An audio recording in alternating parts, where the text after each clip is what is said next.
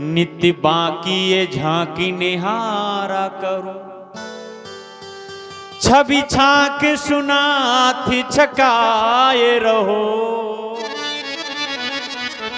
अहो बाकी बिहारी ये बिनती मेरी, मेरे नैना से नैना मिलाए रहो।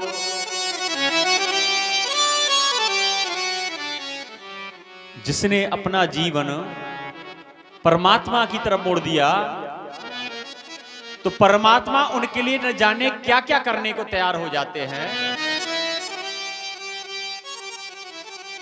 सब ही नचावत राम गुसाई, सबको नचाने वाला कौन है? वो परमात्मा। लेकिन परमात्मा को नचाता कौन है? कि ताही अहीर की छोहरियां छछिया भर छाछ पे नाच नचावे। उनको नचाने का सामर्थ्य परमात्मा को सिर्फ एक भक्त का है। और कलयुग में भक्त की विशेषताएं बहुत बताई गई। बताते हैं 3 भक्त हुए, एकनाथ जी, तुकाराम जी और नरसिंह जी। बहुत बड़े भक्त हुए। एक सत्य को द्वापर त्रेता में नहीं, एक कलयुग की बात है। तो जानते हो एकनाथ की जो भार्या थी बहुत सुंदर थी, सुशील थी, गुणवती थी, शीलवती थी। और जो तुकाराम जी थे उनकी भार्या बिल्कुल विपरीत थी। एक दिन तुकाराम जी संतों के साथ बैठे सत्संग कर रहे थे, उनकी भार्या आई, बोले अरे ये पंचायत अगर हो गई हो तो फिर अपने घर जाओ। इतना कह के जल लेने चली गई। लेकिन जब वापस आई तो देखा पंचायत अभी खत्म नहीं हुई, बैठी हुई थी। तो इतनी गुस्साई, उन्होंने जोर से घड़ा लेके तुकाराम जी के ऊपर ही दे डाला। तुकाराम जी बोले बढ़िया हुआ, सुबह से स्नान नहीं किया था, तुमने स्नान करा दिया। देखिए भक्त जो होता है ना, हर परिस्थिति में चाहे अच्छा हो चाहे बुरा हो, वो परमात्मा का ही अनुकरण करता, समझता कि परमात्मा की यही लीला थी, यही कृपा थी। एक दिन तुकाराम जी अपने गन्ने बेचने गए, खेत में गन्ने लगे थे। तो जैसे ही गए गांव के मैंने आए तो देखा कि बाल गोपाल लड्डू गोपाल खेल रहे थे। बाबा बाबा गन्ना दे दो। तो आज तुकाराम जी ने सारे गन्ने उन्हीं को दे दिए, सभी बालकों को। अब एक गन्ना बच्चा तो लेके आए। तो जैसे उनकी रकूबाई ने देखा, प्रसन्न हो गई, लगता है सारे गन्ने बेच के आ गए। बोले क्यों सारे गन्ने बिक गए? बोले नहीं बिके तो नहीं, लेकिन ठाकुर जी मिल गए, लड्डू गोपाल मिल गए, तो उन्होंने सारे गन्ने ले लिए हमसे, बस एक बचा। तो आज उनकी पत्नी ने वो गन्ना लिया, इतनी जोर से उनकी पीठ पर मारा कि उस गन्ने के 2 टुकड़े हो गए। तुकाराम जी बोले ये भी बहुत बढ़िया है। देखो हम 2 गन्ना 1, तुमने अच्छा किया जो हमारी पीठ पर मार के इसको तोड़ दिया। अब एक तुम चूसो, एक हम। भक्त ऐसे होते हैं। और जो नरसिंह जी है ना, तो नरसिंह जी तो इतने बड़े भक्त हुए हैं कि इनकी जब बिटिया के यहां से भात भरने का निमंत्रण आया, इनके पास कुछ नहीं था। नरसिंह जी की जो भार्या थी वो भी गोलोकवासी हो गई थी। आज नरसिंह जी गांव के बाहर एक कुटिया बनाकर रहते थे और इनके साथ 16 संत रहते थे। वे संत कैसे थे? सभी सूरदास थे। नरसिंह जी बस संकीर्तन करते, श्री राम जय राम जय जय राम, हे श्याम हे घनश्याम। श्री राम जय जय राम, हे श्याम हे श्याम।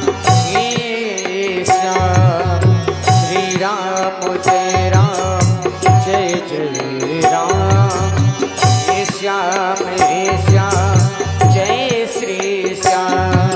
श्री राम जय राम जय जय राम, श्री राम जय राम जय जय राम, हे श्याम हे घनश्याम।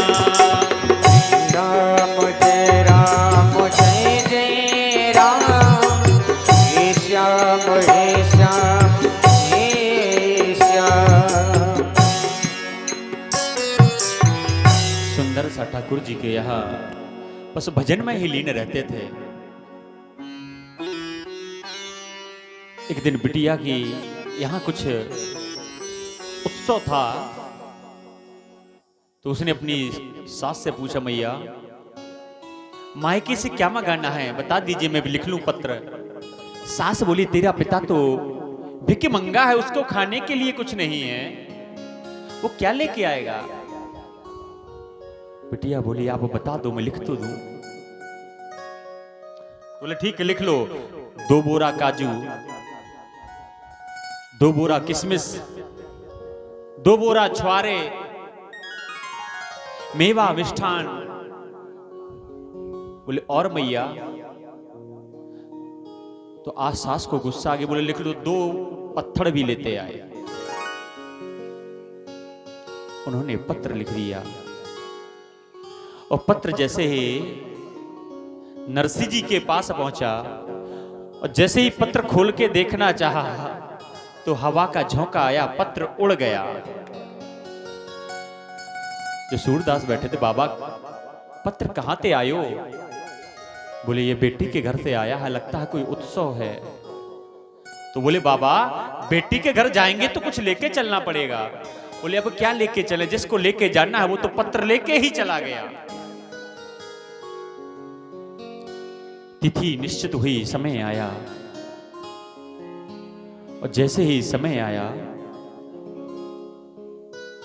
तो बोले बाबा कल हमको चलना है, तो हमारा साधन तो है नहीं, काहे से चलेंगे।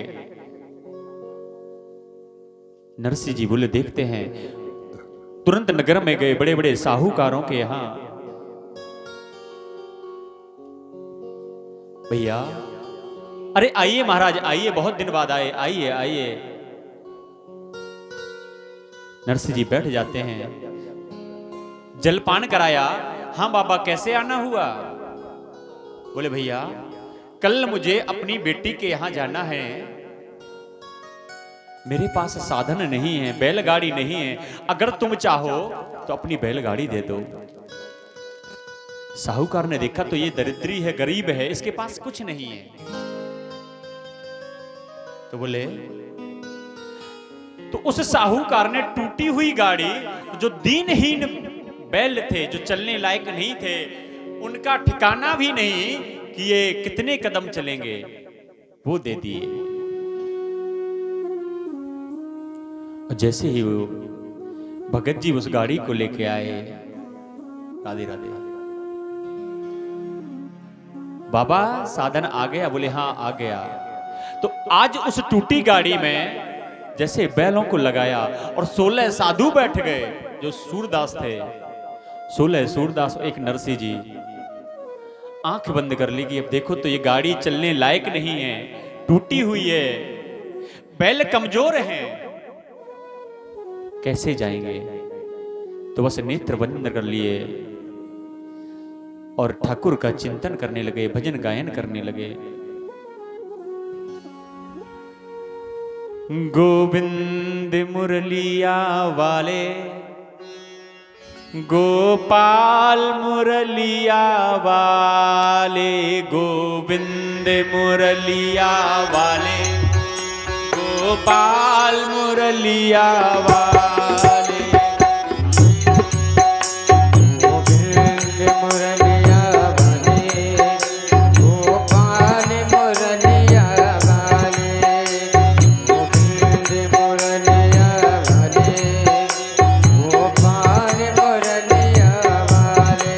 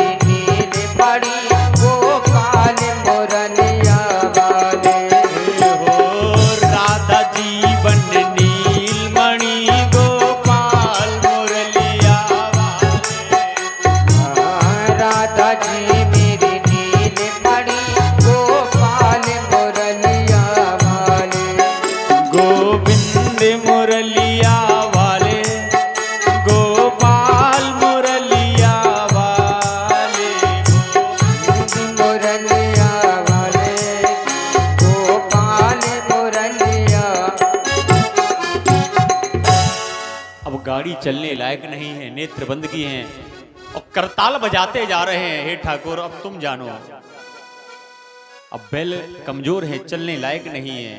16 सूरदास 17 में नरसिंह जी बैठे हुए हैं। भगवान ने सोचा बताओ कैसे जाएंगे। तो आज ठाकुर जी एक नव युवक के रूप में प्रकट हो गए और जैसे ही नरसिंह जी के समीप है बोले भाई बाबा हमको भी चलना है, हमको अपनी गाड़ी में बिठा लो। बाबा बोले लाला हमारी गाड़ी तो नेक भी ना हिली डुली, ये जाएगी कहां? गाड़ी वाले हमें बिठा ले, एक बार गाड़ी थाम, भगत में हार गया, भगत में हार गया।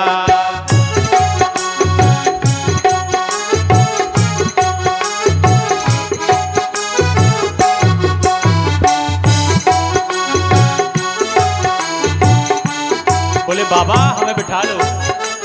तो नरसिंह जी बोले भैया जगह भी नहीं है और गाड़ी टूटी है। नरसिंह भगत यों कहने लागे, गाड़ी मेरी पुरानी है। नरसिंह भगत यूं कहने लागे, गाड़ी मेरी पुरानी है। नरसिंह भगत यों कहने लागे, गाड़ी मेरी पुरानी है। नरसिंह भगत यूं कहने लागे, गाड़ी मेरी पुरानी है। बाबा आप चिंता न करो, कन्हैया कह रहे हैं गाड़ी तेरी ठीक करूंगा, ये मन मैंने ठानी है। वो गाड़ी तेरी ठीक करूंगा, ये मेरे मन में ठानी है। गाड़ी तेरी ठीक करूंगा, ये मन मैंने ठानी है। वो गाड़ी तेरी ठीक करूंगा, ये मन में ठानी है। बोले तुम जानते हो गाड़ी सुधारना? बोले हाँ मैं खाती जाति से हूँ। खाती मेरी जाति भगत जी, कृष्णा मेरा नाम, भगत में हार गया। गाड़ी वाले हमें बिठा ले, एक बार गाड़ी थाम, भगत में हार गया। ओ भगत में हार गया, ओ भगत में हार गया। सब लोग मीठी मीठी तालियों से बजाते हुए श्री राधे।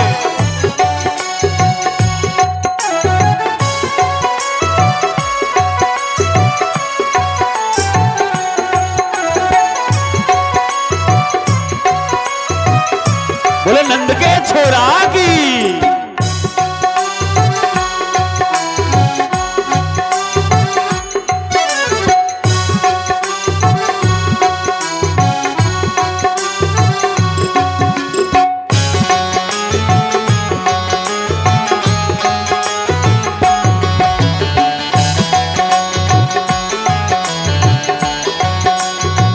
परमात्मा क्या कर रहे हैं? गाड़ी लगे सुधारने, हरी हाथ में आरी है। हरी हाथ में आरी है, हरी हाथ में आरी है। नरसिंह भगत की टूटी गाड़ी, प्रभु ने तुरंत सुधारी है। प्रभु ने तुरंत सुधारी है, प्रभु ने तुरंत सुधारी है। और जैसे ही गाड़ी सुधर गई तो नरसिंह जी ने नेत्र झुका लिए। अरे बाबा आपने नेत्र क्यों झुका लिए? बोले लाला क्या बताऊं, तूने गाड़ी हमारी ठीक कर दी, लेकिन मुझे कुछ देने के लिए मेरे पास द्रव्य नहीं है। अगर तू चाहे नरसिंह कहे मैं भजन सुना दूं, पल्ले न मेरे दाम, भगत में हार गया, भगत में हार गया। ओ भगत में हार गया, प्यारे भगत में हार गया। बोले भैया मेरे पास दाम नहीं है, पैसा नहीं है, अगर तुम चाहो तो मैं भजन सुना सकता हूँ। नरसिंह कहे मैं भजन सुना दूं, पल्ले न मेरे दाम, भगत में हार गया, भगत भगत में हार गया। ओ भगत में हार गया, भगत में हार गया।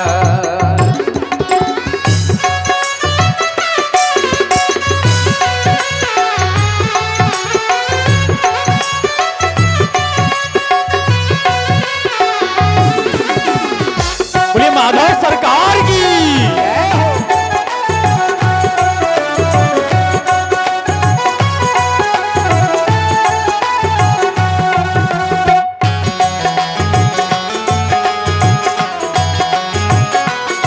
तो जैसे ही गाड़ी ठीक हुई तो 16 साधु बैठे, वो तो सूरदास थे, उनको दिखे भी ना आए।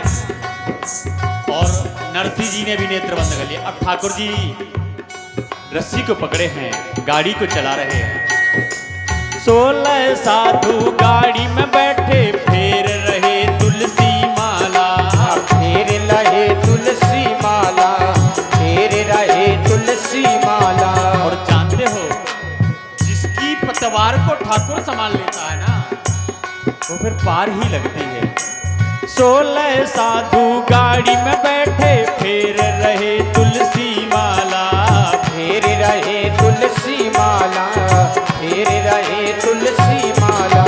पवन समान चली है गाड़ी, कृष्ण बने हैं गढ़वाला, कृष्ण बने हैं गढ़वाला, कृष्ण बने हैं गढ़वाला। कृष्ण कहे भाई अब मैं जाऊं, कृष्ण कहे मैं अब भाई जाऊं, मुझे जरूरी काम भगत में हार गया, भगत में हार गया। ओ भगत में हार गया, ओ भगत में हार गया।